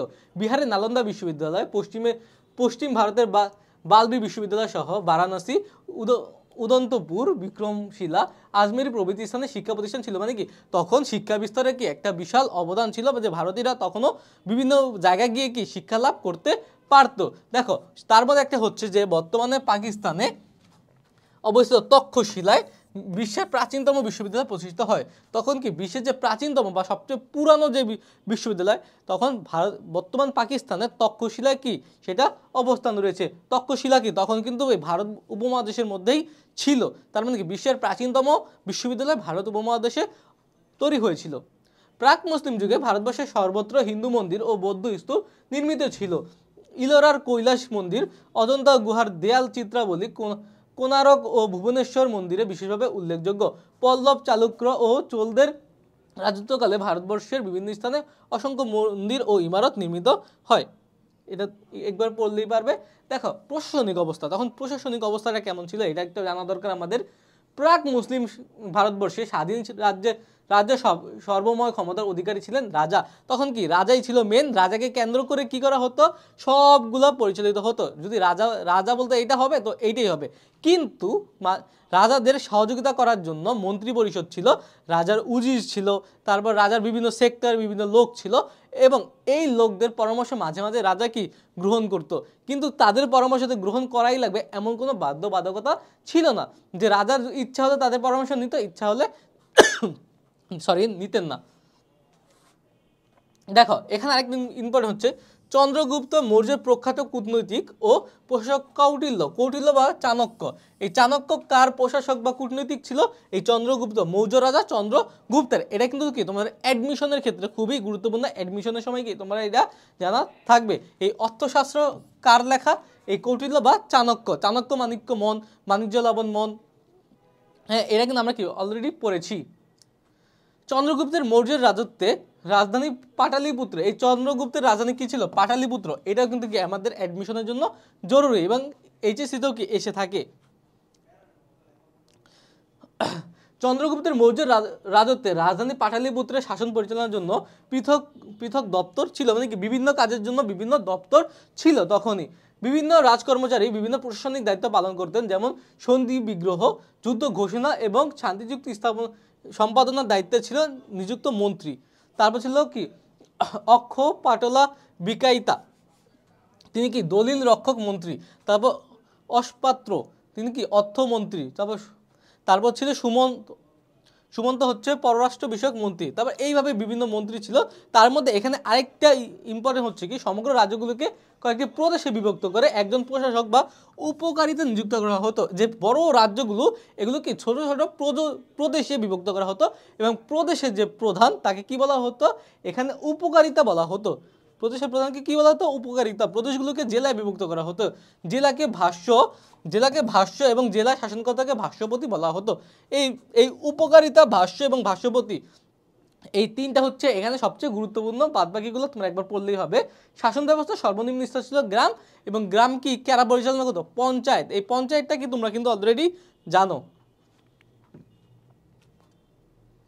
দেখো ধর্মীয় অবস্থা, তখন ধর্মীয় কি মুসলিম বিজয়ের প্রাককালে ভারতবর্ষ পর্যন্ত তিনটি ধর্ম প্রচলিত ছিল। কি কি তিনটি? হচ্ছে বৌদ্ধ, জৈন এবং হিন্দু ধর্ম। আমরা কিন্তু জানি যে তখন কি ভারতবর্ষে তখনও মুসলমানরা আসে নাই, তখন মেনলি ছিল হিন্দুরা, তারপর ছিল বৌদ্ধরা, তারপর ছিল জৈনরা। খ্রিস্টপূর্ব 6ষ্ঠ শতাব্দীতে বৈদিক ধর্মের স্থূল আচার অনুষ্ঠানের প্রতিবাদে একটি ধর্মীয় বিপ্লব শুরু হয়। এর ফলশ্রুতিতে হিন্দু ব্রাহ্মণ্য ধর্মের পাশাপাশি জৈন এবং হিন্দু ধর্মের আবির্ভাব হয়। মহাবীর নামক এক ক্ষত্রিয় সন্ন্যাসী জৈন ধর্ম প্রবর্তন করেন। এই ক্ষত্রিয়রা হচ্ছে সনাতন ধর্মের বা হিন্দু ধর্মের একটা জাত, যারা যুদ্ধ বিগ্রহ করত। এই যে মহাবীর নামে একজন সৈন্য, ক্ষত্রিয় বংশের একটা সৈন্য কি করছে? এই জৈন ধর্মের প্রবর্তন করেন। আত্মার শুদ্ধি এবং জাতিভেদ প্রথার বিলোপ জৈন ধর্মের মুখ্য উদ্দেশ্য ছিল। যে আত্মার শুদ্ধি, নিজেকে ঠিক করা, এবং যে জাতিগত যে ভেদাভেদ আছে সেটাকে দূরীকরণ ছিল এই জৈন ধর্মের মূল মন্ত্র। জৈন এবং হিন্দু ধর্ম পরস্পরের প্রতিদ্বন্দ্বী ছিল। হিন্দু ধর্মের প্রবর্তক ছিলেন গৌতম বুদ্ধ। হিন্দু ধর্মের প্রবর্তক কে ছিলেন? গৌতম বুদ্ধ। খুবই গুরুত্বপূর্ণ। কিন্তু বৌদ্ধ ধর্মের মূলমন্ত্র ছিল ভোগবিলাস ত্যাগ করে আত্মার শুদ্ধি লাভ, জীবে দয়া ও পুনর্জন্ম। বৌদ্ধ ধর্ম মৌর্য বংশের সর্বশ্রেষ্ঠ নৃপতি অশোকের সময় বিস্তার লাভ করে। এই যে অশোকের সময় যে বৌদ্ধ ধর্ম কার সময় বিস্তার লাভ করে? অশোকের সময়। তারপর ভারতবর্ষ ছাড়াও নেপাল, চীন, জাপান, কোরিয়া, তিব্বত, মঙ্গোলিয়া প্রভৃতি অঞ্চলে বৌদ্ধ ধর্ম বিস্তৃতি লাভ করে। তারপর দেখো, প্রকৃতপক্ষে মুসলিম বিজয়ের পূর্বে ভারতবর্ষের সর্বাপেক্ষা বৃহৎ এবং অন্যতম ধর্ম ছিল হিন্দু ধর্ম এবং ব্রাহ্মণ্যবাদ। আমরা কিন্তু কি ব্রাহ্মণ্যবাদ দ্বারা কি বোঝানো হচ্ছে? ব্রাহ্মণ্যবাদ কি এই হিন্দু ধর্মেরই কি একটা শাখা। আমরা কিন্তু জানি যে হিন্দু ধর্মের যে 4টা শাখা আছে তার মধ্যে একদম আপার ক্লাস হচ্ছে কি ব্রাহ্মণ। এই ব্রাহ্মণরা যা বলতো তখন কিন্তু তাই হিন্দু ধর্মের একটা অংশ হয়ে যেত। এই যে ব্রাহ্মণদের যে নীতি বা ফতোয়া, এটাই হচ্ছে কি ব্রাহ্মণ্যবাদ। আর্য যুগে ঋগ্বেদের প্রভাবে দ্রাবিড়ের ওপর ব্রাহ্মণগণ প্রভাব এবং প্রতিপত্তি স্থাপন করে। হিন্দু ধর্মের প্রধান বৈশিষ্ট্য হচ্ছে মূর্তি পূজা। হিন্দু ধর্মের প্রধান বৈশিষ্ট্য কি? মূর্তি পূজা। এটা কিন্তু আমরা অলরেডি জানি। তারপর বৈদিক যুগে অসংখ্য দেবদেবীর পূজা করা হতো। সমাজ ব্যবস্থার মূল ভিত্তি ছিল জাতিভেদ প্রথা। জাতিভেদ প্রথা, এই যে ব্রাহ্মণবাদ বা হিন্দু ধর্ম, এর প্রধান বৈশিষ্ট্য কি ছিল? এই জাতিভেদ প্রথা। তারপরে হিন্দু সমাজ 4 ভাগে বিভক্ত ছিল: ব্রাহ্মণ, ক্ষত্রিয়, বৈশ্য এবং শূদ্র। আমরা কিন্তু অলরেডি জেনেছি জৈন এবং বৌদ্ধ ধর্মের আবির্ভাব হিন্দু ধর্মের প্রতি আঘাতস্বরূপ ছিল। দেখো, এই যে আগে কিন্তু এই যে পুরো ভারতবর্ষে মেন একটা ধর্মই ছিল হিন্দু ধর্ম, কিন্তু এই হিন্দু ধর্ম থেকে কি একটা অংশ ভাগ হয়ে মহাবীরের নির্দেশে বা নেতৃত্বে কি করেছে? জৈন ধর্ম প্রবর্তন করেছে। এবং আরেকটা অংশ এই বিভক্ত হয়ে গৌতম বুদ্ধের নির্দেশে বা গৌতম বুদ্ধের নির্দেশনায় কি করেছে? বৌদ্ধ ধর্ম প্রতিষ্ঠা করেছে। এই যে হিন্দুদের মধ্যে কি একটা বিভক্ত হয়ে গেল, এটা কিন্তু একটা আঘাত স্বরূপ ছিল হিন্দু ধর্মে। আপাতত সাদৃশ্য থাকলেও উভয় ধর্মের মধ্যে যথেষ্ট ভেদাভেদ লক্ষ্য করা যায়। জৈন এবং বৌদ্ধ ধর্মের কথা বলা হয়েছে এখানে। দেখো, সিন্ধু রাজ্য উমাইয়া খলিফা আব্দুল মালিকের মৃত্যুর পর তদীয় পুত্র আল ওয়ালিদ যখন সিংহাসনে আরোহণ করেন, তখন সিন্ধু ছিল ভারতের অন্যতম শক্তিশালী ও ক্ষমতাধর রাজ্য। এই রাজ্যের পূর্বে কাশ্মীর, পশ্চিমে মাকরান, দক্ষিণে সমুদ্র উপকূল এবং উত্তরে পর্বত ছিল। সিন্ধু রাজ্যের রাজধানী ছিল আলোর এবং দেবল ছিল এর প্রখ্যাত বন্দর। এই দেখো, এইখানে একটা কিন্তু সবার প্যাচ লাগে যে আলোর এবং দেবল নিয়ে। সর্বপ্রথম কথা কি, দেবল কি? দেবল হচ্ছে একটা বন্দর। দেবল কি একটা বন্দর? দেবল কি একটা বন্দর। এই যে দেবল অনেকে কি ভাবে? রাজধানী ভাবে, কিন্তু দেবল কোনো শহর না, দেবল হচ্ছে একটা বন্দরের নাম এবং রাজধানী হচ্ছে কি আলোর। এই সিন্ধু রাজ্যের রাজধানী কি? আলোর। খুব ইম্পর্টেন্ট। সিন্ধু 4টি প্রদেশে বিভক্ত ছিল। সিন্ধু কয়টি প্রদেশে বিভক্ত ছিল? 4টি। মানে কি সিন্ধু রাজ্যকে আবার 4টা অংশে ভাগ করা হয়েছিল। মুসলিম আক্রমণের সময় সিন্ধুর রাজা ছিলেন কি? দাহির। দাহির ছিলেন কি? মুসলিমরা যখন আক্রমণ করে তখন রাজা ছিল দাহির। তার পিতার নাম ছিল কি? চাচ। সে ছিল একটা ব্রাহ্মণ। উমাইয়া খিলাফতের সম্প্রসারণের যুগে মুসলমানরা সিন্ধু অভিযান করে। এই সময় হাজ্জাজ বিন ইউসুফ ভারতের সাম্রাজ্য বিস্তারের চেষ্টা করেন। এই সময় ইতিহাস জানা যায় চাষনামা গ্রন্থ থেকে আর কি। দেখো, সিন্ধু এবং মুলতান বিজয়ের পরোক্ষ কারণগুলো কি কি? যে ইনডিরেক্ট কারণগুলো হচ্ছে, প্রথমটা হচ্ছে রাজ্য বিজয়। 705 খ্রিস্টাব্দে প্রথম ওয়ালিদ দামেস্কের উমাইয়া সিংহাসনে আরোহণ করেন। আমরা কিন্তু অলরেডি উমাইয়া শাসনে ওয়ালিদের শাসন ব্যবস্থা সম্পর্কে বিস্তারিত জেনেছি। তিনি সাম্রাজ্যবাদী খলিফা ছিলেন। সৌভাগ্যক্রমে তিনি মুসা বিন নুসাইর, তারিক বিন জিয়াদ, কুতাইবা, হাজ্জাজ বিন ইউসুফ, মোহাম্মদ বিন কাসিম প্রমুখ দক্ষ যোগ্য সমরকুশলী সেনাপতি লাভ করেন। মানে কি তখন কি এক এক রাজ্যে কি অনেক পরিমাণ সেনাপতি ছিল। এই যে ওয়ালিদের একটা সৌভাগ্য ছিল কি, তিনি এমন কিছু সেনাপ্রধান তার আন্ডারে ছিল যারা ছিল তুখোর। মানে কি তাদের হারানোর মতো খুব কম লোকে ছিল, যে তাদের যুদ্ধ কৌশল, তাদের যে স্ট্র্যাটেজি, এগুলোর কাছে কোনো দল বা কোনো দেশই পাত্তা পেত না। তারা কিন্তু কি একদম অল্প সংখ্যক সৈন্য নিয়েও সব কিছু লণ্ডভণ্ড করে দিতে পারতো। এইরকম তাদের ক্ষমতা ছিল। তিনি স্পেন, মধ্য এশিয়া এবং ভারত জয়ের আশা পোষণ করেন। সাম্রাজ্যবাদী গভর্নর হাজ্জাজ বিন ইউসুফের প্রত্যক্ষ সহযোগিতা খলিফা ওয়ালিদের সমর্থনে মোহাম্মদ বিন কাসিম সিন্ধুতে আক্রমণ করেন এবং সাফল্য লাভ করেন। ইসলাম প্রচার 610 খ্রিস্টাব্দে হযরত মুহাম্মদ সাল্লাল্লাহু আলাইহি ওয়াসাল্লাম নবুয়ত লাভের পর ইসলাম প্রচার শুরু করেন। তিনি জীবদ্দশায় একটি ইসলামী সাম্রাজ্য রেখে যান। এরপর প্রায় প্রত্যেক খলিফা শাসনামলে কোনো না কোনো অঞ্চলে মুসলিম সাম্রাজ্যভুক্ত হয়। সেই সময় খলিফাগণ নতুন অঞ্চল দখল করে গৌরবের বিষয় ছিল। নতুন নতুন অঞ্চলে ইসলামের মহান শীতল বাণী পৌঁছে দেওয়াকে পবিত্র দায়িত্ব বলে মনে করতেন। মুসলিমরা ইসলামী আদর্শে উজ্জীবিত হয়ে ভারতবর্ষে সামরিক অভিযান করেন। দেখো, এখানে আরেকটা কি ইসলামের জিনিসটা কি, যে রাজ্য বিজয় যে পরোক্ষ একটা কারণ, এটা কিন্তু খুবই গুরুত্বপূর্ণ। কেননা তখন কিন্তু ইসলামরা খুব অল্প জায়গা নিয়ে কি বিস্তৃত ছিল। সারা পৃথিবীতে মাত্র সৌদি আরব বা মিডল ইস্টের কিছু জায়গায় কি ইসলামটা ছিল, কিন্তু এই যে পৃথিবীর কোনায় কোনায় যে ছড়িয়ে যাবে এই দিকটা কি যে সাম্রাজ্যবাদীর কারণে কি পৌঁছে গিয়েছে। সাপোজ আগে কিন্তু ভারতবর্ষে কি ছিল না, কোনো মুসলিম ছিল না, কিন্তু যখনই তারা এই যে উমাইয়ারা আমাদের দেশকে আক্রমণ করলো তখনই কি মুসলিম শাসন প্রতিষ্ঠা হলো এবং মুসলমানদের সাথে এই দেশের জনগণের একটা ইন্টারাকশনের সুযোগ হয়। এর ফলশ্রুতিতে কি আস্তে আস্তে মানুষ কি ইসলামের দিকে ধাবিত হয়।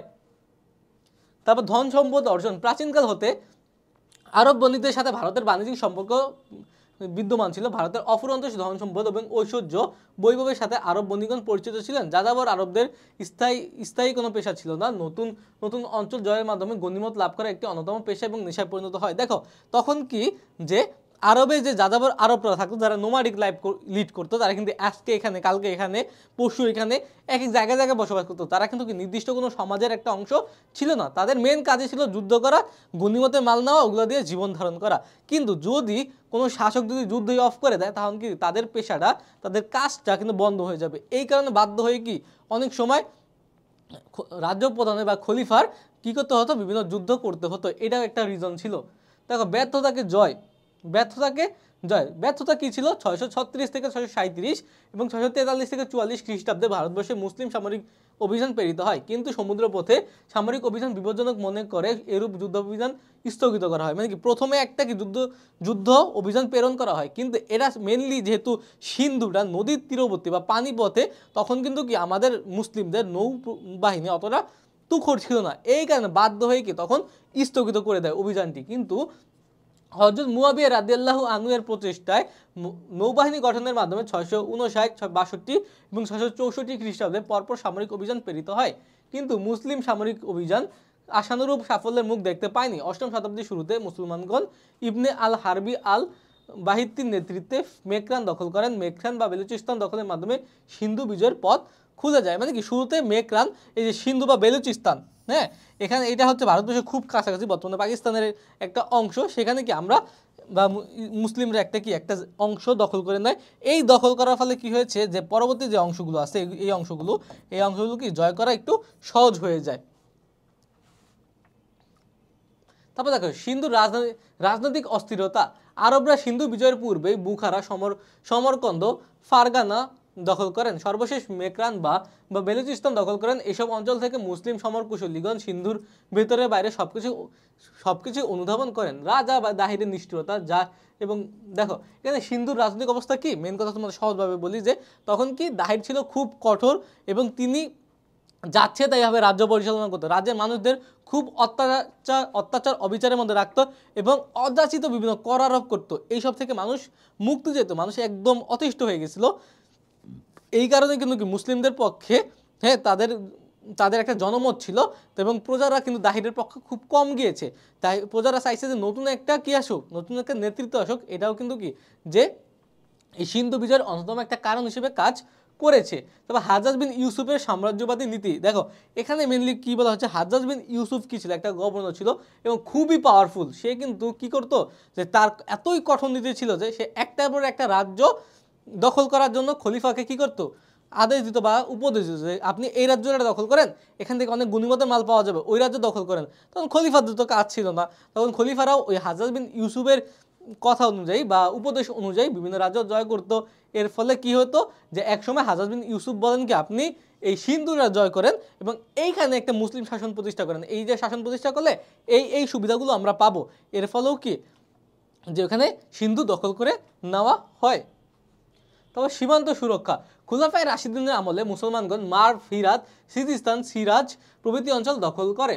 অষ্টম শতাব্দীতে এসে মার্ভ থেকে বুখারা, সমরকন্দ, হিরাত থেকে বলক মুসলমানগণ দখল করেন। মুসলিম সাম্রাজ্যের সামন্তবাদী অঞ্চল ছিল মেকরানে হিন্দু রাজাসহ পার্শ্ববর্তী হিন্দু রাজাদের নিকট মুসলিম সীমান্ত সুরক্ষিত ছিল না। তাই হাজ্জাজ বিন ইউসুফ মেকরান, সিন্ধু, মুলতান অঞ্চলগুলো দখলের শস্ত্র পরিকল্পনা করেন। দেখো যখন এই যে মেকরান দখল করে মুসলমানরা, মেকরান করে এই যে আমি কিন্তু আগেই দিয়েছি, এই যে সাপোজ এই যে মেকরানটা যখন দখল করে মুসলিমরা শুরুতে, কিন্তু এই সব রাজ্যগুলো কি হিন্দু দখল ছিল। হিন্দুরা মাঝে মধ্যে কি এখানে হুমকির একটা কারণ হয়ে দাঁড়াতো।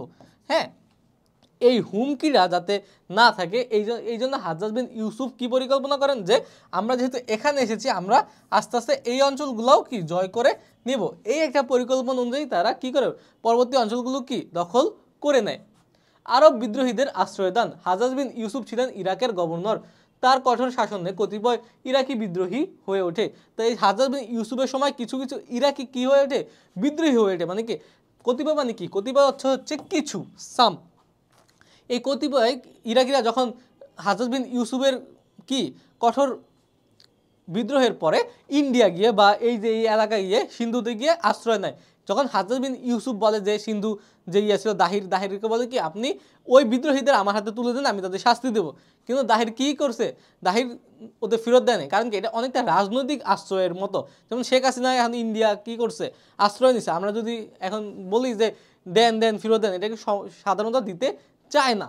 এই সেম আফগানিস্তানের বিভিন্ন নেতা, পৃথিবীর বিভিন্ন নেতারা কি যখন পদচ্যুত হয় তখন একজন আরেকটা দেশে কি নেয়, আশ্রয় নেয়। এটা হচ্ছে রাজনৈতিক আশ্রয়। সে ঠিক তেমনি তখন রাজনৈতিক একটা আশ্রয় নিছে, কিন্তু এই হাজ্জাজ বিন ইউসুফের কথা শুনে নাই দাহির, তাই বিদ্রোহীদের ফেরত দেয় নাই। এই যে একটা ক্ষোভ আছে, এই ক্ষোভ থেকেও কি এই হাজ্জাজ বিন ইউসুফ ওই অঞ্চল দখল করে নেয়, আমার কথা শুনবি না, দাঁড়া তোরেই আমি খেলাইতেছি এই এলাকা থেকে।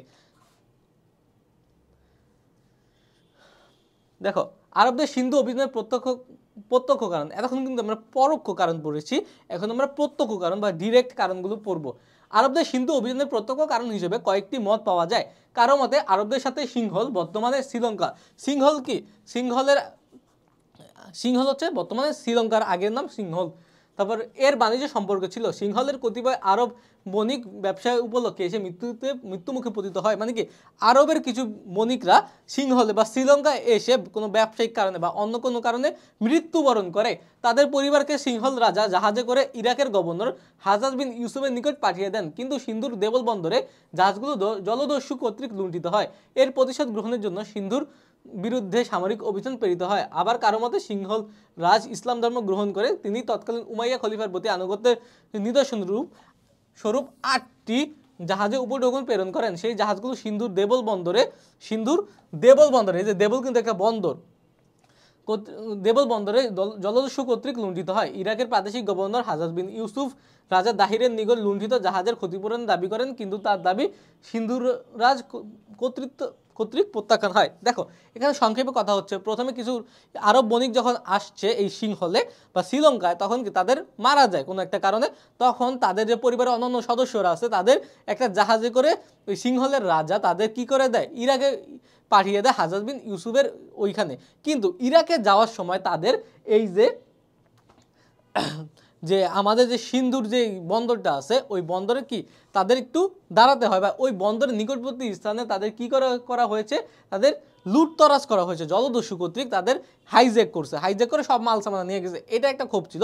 এবং কেউ আরেকটা বলে যে যখন সিংহল রাজা ইসলাম ধর্ম গ্রহণ করেন, তখন ইসলাম ধর্ম গ্রহণ করার পরে খলিফা এবং হাজ্জাজ বিন ইউসুফের জন্য তারা 8টা জাহাজ ভর্তি কি করছে, 8টা জাহাজ ভর্তি উপঢৌকন, তখন তো উপঢৌকন মানে কি উপহার, মানে কি খুবই দামি দামি উপহার, স্বর্ণ রূপা মণি জহরত, এই জিনিসগুলো কি পাঠিয়েছে। কিন্তু এই জাহাজগুলো, এই যে মূল্যবান সামগ্রী বোঝে জাহাজগুলো যখন এই যে সিন্ধুর দেবল বন্দরের কাছে আসে, তখন কি করছে, এই দেবল বন্দরের সামনে আসার পরে কিছু জলদস্যু এই জাহাজগুলো কি লুট করে নিয়ে যায়, মানে সব সম্পদগুলো নিয়ে যায়। তখন হাজ্জাজ বিন ইউসুফ বলছে যে সিন্ধুর রাজার কাছে যে যেহেতু আপনার জায়গা থেকে নিছে, আপনার এলাকার লোক নিছে অথবা আপনার নিজেদের লোকই নিছে, আপনি এটার কি দিবেন, এটা ক্ষতিপূরণ দিবেন। কিন্তু এই কথাটা পুরা যে দাহির আছে বা সিন্ধু যে রাজা আছে সে প্রত্যাখ্যান করে দেয়।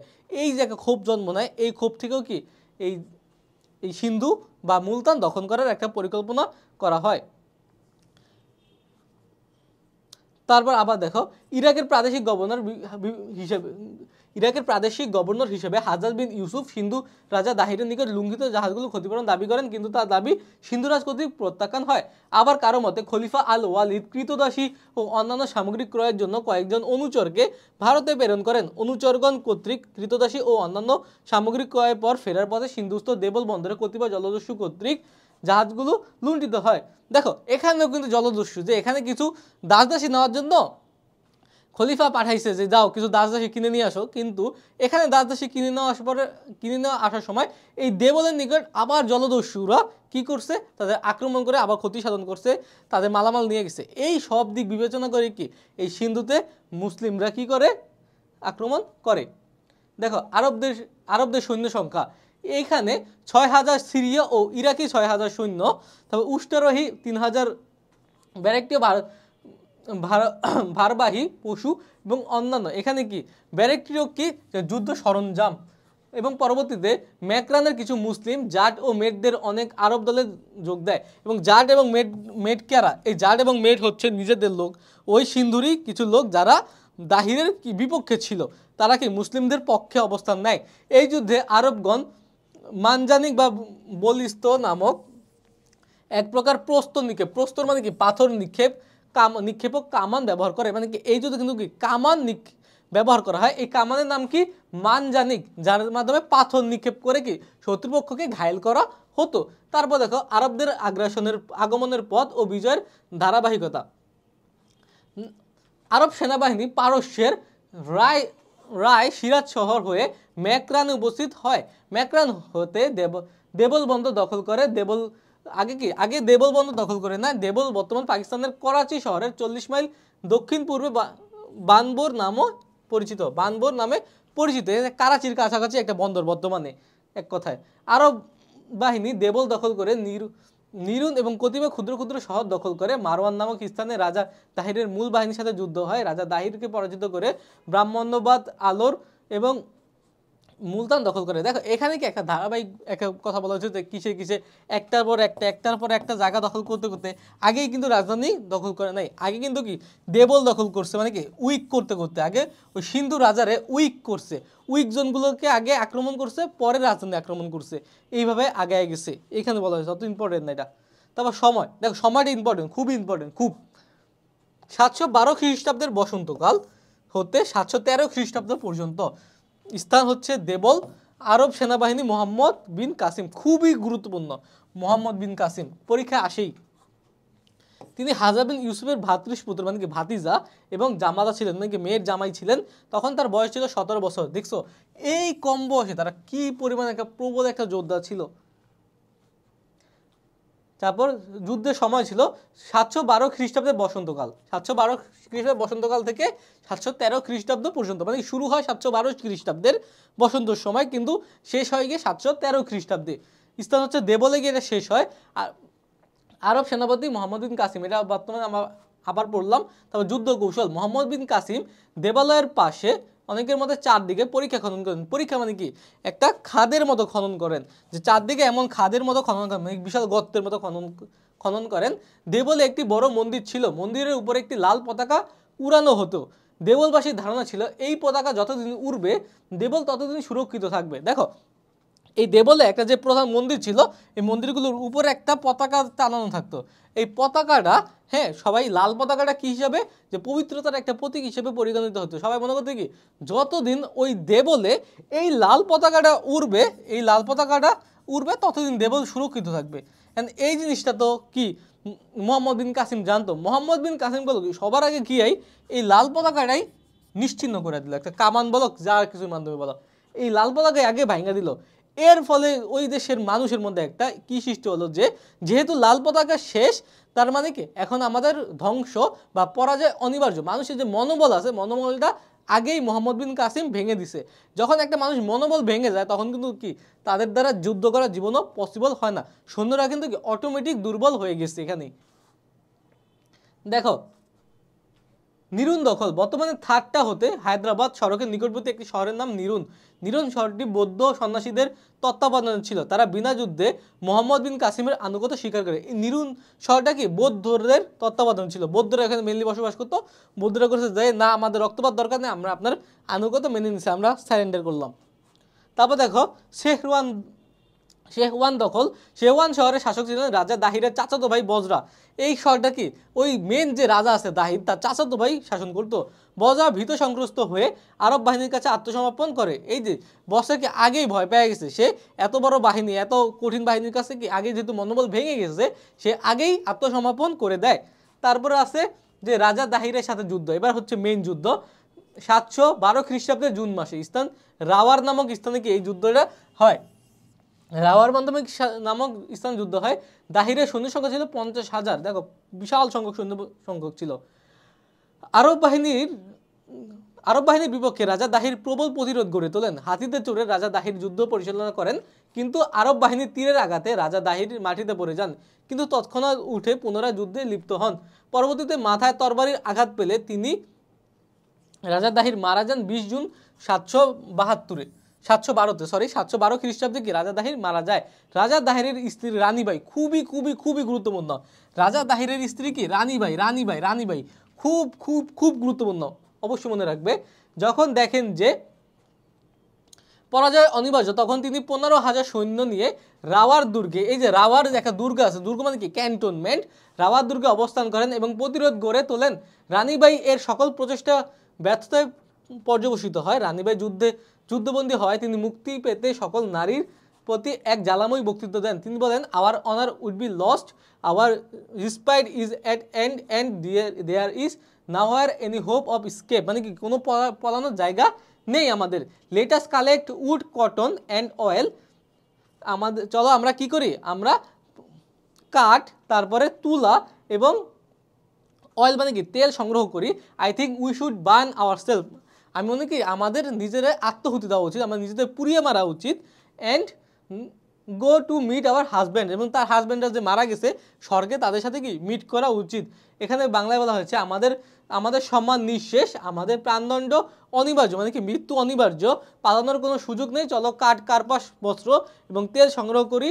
আমি মনে করি আমাদের আত্মহুতি দেওয়া এবং আমাদের স্বামীদের সাথে সাক্ষাৎ করা উচিত। মানে কি মনে করছে কি, তারা যেহেতু ব্রাহ্মণ ছিল, তারা মনে করছে কি আমরা যদি সহমরণে যাই তাহলে আমরা স্বর্গে আমাদের স্বামীদের সাথে দেখা করতে পারবো। খুবই গুরুত্বপূর্ণ।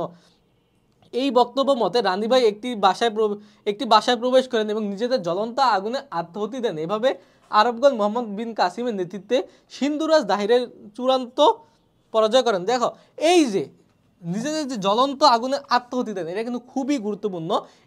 এইটাকে বলা হয় জওহর ব্রত। হ্যাঁ, জওহর ব্রত বলতে কি বোঝো, এটা কিন্তু তোমাদের পরীক্ষায় এসে থাকে। জওহর ব্রত বলতে কি বোঝো, এটা যদি তোমাদের পরীক্ষায় আসে তাহলে তোমরা এই রানীবাইয়ের যে নিজেদের স্বামী মারা যাওয়ার পরে নিজেদের যে সহমরণ বা আত্মহুতি দেওয়া, আগুনে নিক্ষেপ হয়ে, এই জিনিসটা কি তোমরা সুন্দরভাবে তুলে ধরবে। এটা হচ্ছে জওহর ব্রত, খুব ইম্পর্টেন্ট, তোমরা মাথায় রাখবা। দেখো ব্রাহ্মণাবাদ দখল। রাওয়ার দখল শেষে মোহাম্মদ বিন কাসিম ব্রাহ্মণাবাদের দিকে অগ্রসর হন। এই শহরের শাসক ছিলেন জয়সিংহ মোহাম্মদ বিন কাসিম বাহিনীর সাথে যুদ্ধ করে পরাজিত হয়। শহরবাসী আত্মসমর্পণ করে, শহরবাসীর জীবন সম্পদ এবং জমি ফিরিয়ে দেওয়া হয়, ধর্মীয় স্বাধীনতাও দেওয়া হয়। এই যে ব্রাহ্মণাবাদ দখল করার মাধ্যমে কি করছে, যে পুরোপুরি দখল নিয়ে নিছে, যে এবার তোমাদের যা কি আছে, পুরোপুরি দখল বলতে কি প্রায় ম্যাক্সিমাম দখল নিয়ে নিছে আর কি, যে এবার আর কি একটা শাসন ব্যবস্থা গোড়াপত্তন করা যায়, এইরকম চিন্তা ভাবনা করে শহরবাসীর কাছে কি জমি জমা ফিরাই দিছে, যে তোমরা চাষাবাদ করো, আমাদের জিজিয়া আনুষঙ্গিক যে করগুলো আছে ওগুলো দিবে, তাহলেই হবে। তিনি বলেন, deal honesty between the people and the sultan. এখানে রাজা দাহিরের অপর স্ত্রী লোদি এবং 2 কন্যা সূর্য দেবী ও পরিমল দেবী যুদ্ধে বন্দী হন। তারপরে আলোর দখল। দেখো আলোর ছিল সিন্ধুর রাজধানী। দেখো এইবার গেছে আলোর দখল করতে একদম শেষের দিকে। রাজা দাহিরের আরেক পুত্র কুফি তখন রাজধানীতে ছিলেন। তার সাথে মোহাম্মদ বিন কাসিমের কিছু সময় যুদ্ধ হয়। মোহাম্মদ বিন কাসিম চূড়ান্তভাবে বিজয়ী হন। এভাবে সিন্ধু বিজয় সম্পন্ন হয়। এই যে লাস্টে একদম অন্য সময় দেখা যায় কি, যে আগে যায় রাজধানী দখল করতে, পরে আনুষঙ্গিক জায়গা দখল করে, কিন্তু না, এখানে মোহাম্মদ বিন কাসিম একটু চালাক এবং তার রণকৌশল ছিল অস্বাভাবিক। তিনি কি আগে বাইরে সবগুলো রাজ্য দখল করছে, হ্যাঁ, আস্তে আস্তে দখল করে সমুদ্র বন্দর দখল করে তারপরে গেছে রাজধানী দখল করতে।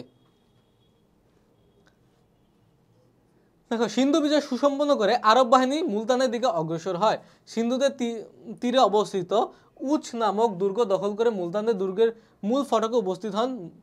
মুলতানের হিন্দুরা প্রায় 2 মাস যাবৎ প্রতিরোধ গড়ে তুললেও পরাজয় এড়াতে পারেনি। যে আগে তো কি ছিল, মুসলিমরা রক্তপাত এড়াতে কি করতো, যে যেখানে শত্রুপক্ষ সাপোজ এখানে লুকায় আছে বা এখানে আছে, মুসলিমরা এই চারদিকে কি করতো, বসে থাকতো বা পাহারা দিত, যাতে ভিতরে কোনো খাবার, পানি, রসদ কিছু যেতে না পারে। একটা সময় কি তারা নিজেরাই বাধ্য হতো ভিতর থেকে আত্মসমর্পণ করার জন্য। দেখো মোহাম্মদ বিন কাসিমের মৃত্যু শুধু শুধু মর্মান্তিক নয়, বেদনাদায়কও ছিল। খুবই করুণ একটা মৃত্যুবরণ করেছিল। তার মৃত্যু সম্পর্কে বেশ কয়েকটি মত পাওয়া যায়। যেমন রাজা দাহিরের দুই কন্যা সূর্যদেবী এবং পরিমল দেবী সহ বেশ কয়েকজন যুদ্ধবন্দী হিসেবে দামেস্কে খলিফা সুলাইমানের আমরা কিন্তু অলরেডি উমাইয়া শাসন মানে ইসলামের ইতিহাস ও সংস্কৃতি প্রথম পাতে সুলাইমানের শাসনামল সম্পর্কে জেনেছি। সুলাইমানের দরবারে প্রেরণ করা হয়। যুদ্ধবন্দীদের সাথে খলিফা সাক্ষাৎ করতে এলে কনাদায় মোহাম্মদ বিন কাসিমের বিরুদ্ধে শ্লীলতাহানির অভিযোগ করেন। মানে কি তাদের ইজ্জত নিয়ে যে সমস্যা করেছিল বা ইজ্জত হানি করেছিল, সেটা একটা বিচার খলিফার কাছে তার দুই কন্যা দেয়, দাহিরের দুই কন্যা। খলিফা অগ্নিশর্মা হয়ে ঘোষণা করেন যে মানে কি খলিফা অগ্নিশর্মা মানে কি অগ্নি আগুন, আগুনের মতো রেগে ঘোষণা করেন যে পত্র পাওয়া মাত্র লবণ মাখানো গরুর চামড়ায় ভরে মোহাম্মদ বিন কাসিমকে খলিফার দরবারে দ্রুত পাঠানো হোক।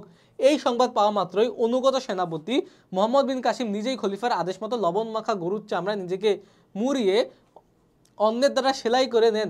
এর 3 দিন পর তিনি মারা যান। দেখো রক্তমাখা গরুর চামড়ায় কেন ঢুকিয়ে লবণ মাখা গরুর চামড়ায় কেন ঢুকিয়ে রাখা হতো?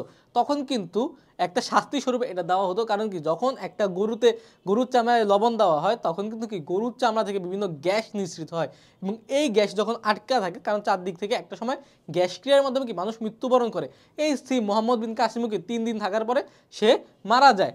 তার মৃতদেহ সুরুজ দেবী এবং পরিমল দেবীর সামনে প্রদর্শন করলে তারা আবেগতাড়িত হয়ে সত্যতা ঘোষণা করেন যে তার বাবা হত্যার প্রতিশোধ নেওয়ার জন্য মোহাম্মদ বিন কাসিমের বিরুদ্ধে শ্লীলতাহানির অভিযোগ এনেছেন। এই সংবাদ অবগত হয়ে খলিফা অত্যন্ত মর্মাহত হন এবং দাহিরের দুই কন্যাকে মৃত্যু না হওয়া পর্যন্ত ঘোড়ার লেজে বেঁধে টানতে আদেশ দেন।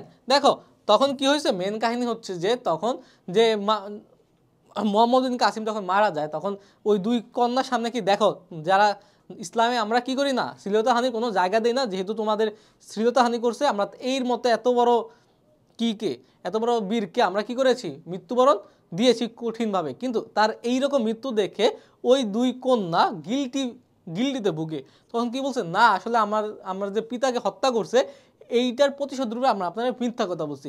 এটা শুনে রাজা আরও খেপে গেছে। রাজা করছে কি যে ঘোড়ার পিছে তাদের বেঁধে মৃত্যুর আগ পর্যন্ত ঘোড়ারে দৌড়ায়। তারা মানে ল্যাসরায় যে যায় তার সাথে সাথে তারা মৃত্যুবরণ করে। কিন্তু এখানে কথা আছে, ভিডি মহাজন এবং ঈশ্বরী প্রসাদ এই তথ্য তাদের গ্রন্থে উল্লেখ করেছেন। ঐতিহাসিক বালাজুরি ও ইবনে খালদুনের মতে উক্ত কাহিনী ভিত্তিহীন এবং অমূলক, মানে এটা একটা সত্য কাহিনী না, মূলত খলিফা সুলাইমানের ব্যক্তিগত অপছন্দের কারণেই মোহাম্মদ বিন কাসিমের অকাল মৃত্যু ঘটে। মানে তার মধ্যে কি দেখো, খলিফা সুলাইমান কি ছিল, খলিফা সুলাইমান ছিল হাজ্জাজ বিন ইউসুফের ঘোর বিরোধী। আমরা কিন্তু অলরেডি প্রথম পত্রে পড়েছি হাজ্জাজ বিন ইউসুফের সাথে সংশ্লিষ্ট যেই ছিল তাকেই কি কোনো না কোনোভাবে হত্যা করছে বা তার সম্পত্তি নিয়ে গেছে, মানে কোনো না কোনো ক্ষতি করছেই। যেহেতু হাজ্জাজ বিন ইউসুফের ভাতিজা এবং জামাতা ছিল এই মোহাম্মদ বিন কাসিম, এই রাগ থেকেই মোহাম্মদ বিন কাসিমকে একটা উসিলা ধরে মেরে ফেলা হয়। এক কথায় দেখো আরবদের সফলতার কারণ, 712 খ্রিস্টাব্দে অভিযান পরিচালনা করে মোহাম্মদ বিন কাসিম মাত্র 3 বছরের মধ্যে সিন্ধু ও মুলতান অঞ্চলের মুসলিম প্রাধান্য প্রতিষ্ঠা করতে সক্ষম হয়। কত বছরের মধ্যে? মাত্র 3 বছরের মধ্যে। রাজা দাহিরের নৈরাজ্য, এখানে শুরুতে হচ্ছে রাজা দাহিরের নৈরাজ্য। রাজা দাহিরের যে রাজ্য অবস্থা ছিল সেখানে ছিল কি চরম নৈরাজ্য এবং চরম বিশৃঙ্খলা। সেখানে এক একটা ধর্মের এক একটা গোত্রের মধ্যে খুব কলিশন বা কনফ্লিক্ট লেগে থাকতো।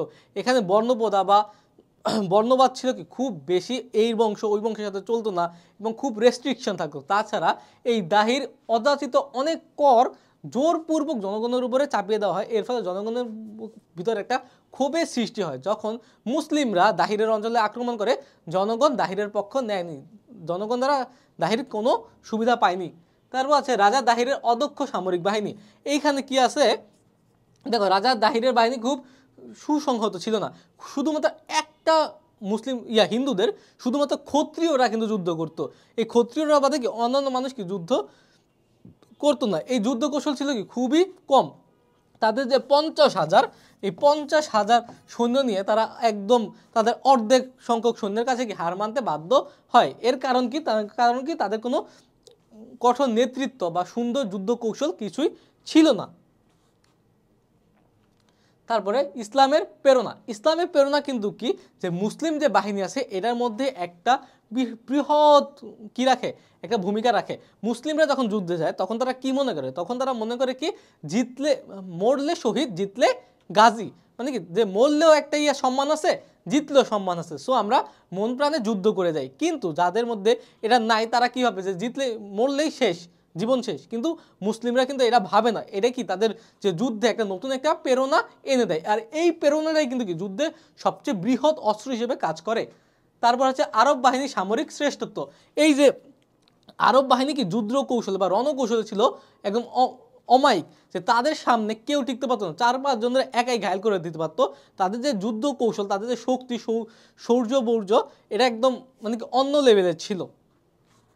তারপর ভৌগোলিক বিচ্ছিন্নতা। দেখো, ভৌগোলিক অবস্থানগত দিক থেকে সিন্ধু ভারতের অন্যান্য রাজ্য থেকে বিচ্ছিন্ন ছিল, যে এটা যে অন্যান্য রাজ্যতে সহায়তা হবে এটা পাওয়ার কোনো পসিবিলিটি ছিল না এই সিন্ধু রাজ্যের। কারণ কি, যে এই পাশে সমুদ্র ছিল, ওই পাশে মাকড়ান টাকরান ছিল, এগুলো করে অন্যান্য রাজ্যের আসা বা সাহায্য করা খুব দুষ্কর একটা ব্যাপার ছিল। আবার অন্যান্য রাজ্যরা কি মুসলিম সাম্রাজ্যকে ভয় পেত। পরিশেষে বলা যায় উপরোক্ত কারণে ভারত বিজয়ের পর ত্বরান্বিত হয়। দেখো, আরবদের সিন্ধু শাসন, এবার তো বিজয়ের পর্ব শেষ, এবার সিন্ধু শাসনটা কেমন ছিল এটা নিয়ে একটু আলোচনা করি। 712 খ্রিস্টাব্দে মোহাম্মদ বিন কাসিমের নেতৃত্বে আরব বাহিনী সিন্ধু এবং মুলতান বিজয়ের মাধ্যমে সিন্ধু ও মুলতানে আরব শাসন শুরু হয়। দীর্ঘ 150 বছর, কয় বছর, 150 বছর কি আরবরা এই সিন্ধুতে শাসন ব্যবস্থা পরিচালনা করেছিল। এই 150 বছরে আরবদের একটি প্রশাসনিক ব্যবস্থা গড়ে ওঠে। 150 বছর কিন্তু কম সময় না, বৃহৎ একটা সময়। দেখো, প্রশাসনিক ব্যবস্থা। মোহাম্মদ বিন কাসিম একজন সুযোগ্য শাসক ছিলেন। তিনি বিজিত অঞ্চলকে কতগুলো ইকতা বা প্রদেশে বিভক্ত করেন। এই বিজিত অঞ্চলকে, যে সিন্ধু অঞ্চলটা যে জয় করলো, এই অঞ্চলকে আবার কিছু কিছু প্রদেশে বিভক্ত করলেন। প্রদেশকে কয়েকটি জেলায় বিভক্ত করলেন। মোহাম্মদ বিন কাসিম উন্নত, উদার এবং বাস্তবধর্মী ও যুগোপযোগী শাসন ব্যবস্থা প্রবর্তন করেন। তিনি রাজা দাহিরের বেসামরিক প্রশাসনকে শুধু সংস্কার করেন। সিন্ধুর ভাষা ও সংস্কৃতির সাথে ঘনিষ্ঠ পরিচয় না থাকার তিনি আপোষ নীতির মাধ্যমে স্থানীয়দের বেসামরিক প্রশাসনে নিয়োগ দেন। দেখো, তখন কি সিন্ধুর যে ভাষা আছে, এই সিন্ধু রাজ্যটা কি বিশাল বড় ছিল, এই বিশাল রাজ্যকে তিনি জেলা, হ্যাঁ, তারপর প্রদেশে বিভক্ত করেন। কিন্তু এই সব সম্পর্কে, যে সিন্ধুদের যে ভাষা ছিল, এই ভাষা সম্পর্কে কি এই আরবদের বেশি একটা দক্ষতা ছিল না। এই কারণে তারা বেসামরিক বিভিন্ন স্থানীয় নেতাদের এখানে কি দেয়, নিয়োগ দেয়। এর ফলে কি হয়, যে নিয়োগ দেওয়ার ফলে এইখানে বেসামরিক নেতারাই কি করে, মুসলিমরা কেন্দ্রীয় নির্দেশনা দিত, কিন্তু যে স্থানীয় লোকরাই এগুলো পরিচালনা করত। তো বিচার ব্যবস্থা। প্রদেশ ও জেলায় কাজী উল কুজ্জাত নামে প্রধান বিচারক ছিল। এই বিচারকই মেনলি চালাতো মুফতি ইসলামিক বিধি মোতাবেক আইনের ব্যাখ্যাদান, শাস্তি প্রদান ইত্যাদি কাজ করতেন। মীর আদল বিচারককে বিচার কাজে সহযোগিতা করতেন। হিন্দুদের ক্ষেত্রে স্থানীয় পঞ্চায়েতের মাধ্যমে মীমাংসা করা হতো। হিন্দুদের কিভাবে, হিন্দুদের স্থানীয় পঞ্চায়েতের মাধ্যমে। মুসলমানরা তো মুসলমানদের বিচার করতে পারে, কিন্তু হিন্দুদের কিভাবে বিচার করবে, এই কারণে হিন্দুদের বিচারের জন্য আবার একটা পঞ্চায়েত গঠন করা হয়েছিল।